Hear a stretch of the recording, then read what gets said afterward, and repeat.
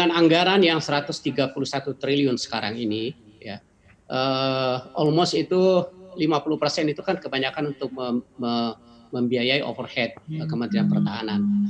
Nah, menyangkut masalah masalah untuk pembelian, secara totalis sebenarnya ini juga masih sangat rendah.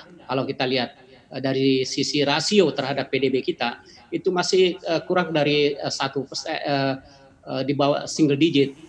Nah, eh, kalau kita lihat secara rasio, maka itu sebenarnya anggaran 131 triliun sekarang itu masih sangat rendah. Dan juga apabila dilihat dari sisi kebutuhan alutsista itu sendiri.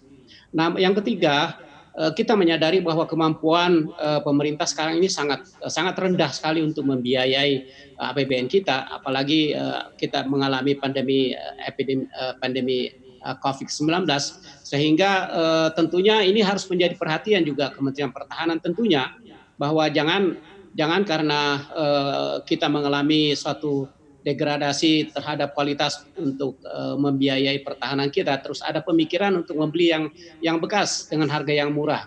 Nah, ini saya pikir pemikiran yang perlu untuk diluruskan kembali. Nah, yang keempat yang saya ingin tekankan bahwa Komisi 1 bertekad bahwa anggaran yang sekarang ini kalau dilihat dari sisi presentasi dibandingkan dengan kementerian lain memang termasuk tiga besar, tetapi kalau kita dilihat memang dari sisi kebutuhan itu sangat rendah sekali.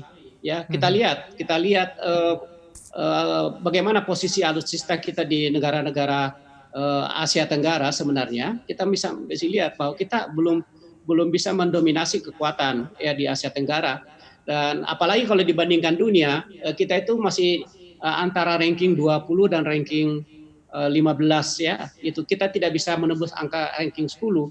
Nah, ini harus menjadi perhatian karena dengan Indonesia yang 260 juta rakyat Indonesia dengan hampir 14.500 pulau tersebar, ini adalah merupakan salah satu wilayah yang terbesar yang perlu untuk dilindungi dan dipelihara dari sektor pertahanan. Nah, kalau kita melihat semua itu, anggaran yang dimiliki oleh Kementerian Pertahanan sekarang ini belum mencukupi, ya, sekalipun tadi Anda mengatakan termasuk tiga besar. Nah, lagi-lagi ini adalah salah satu yang sudah pernah dipikirkan oleh Presiden SBY sebelumnya, sehingga program minimum essential force yang dilakukan oleh Presiden SBY itu masih tetap dilanjutkan oleh pemerintahan sekarang. Nah, itu perlu kita tingkatkan kembali.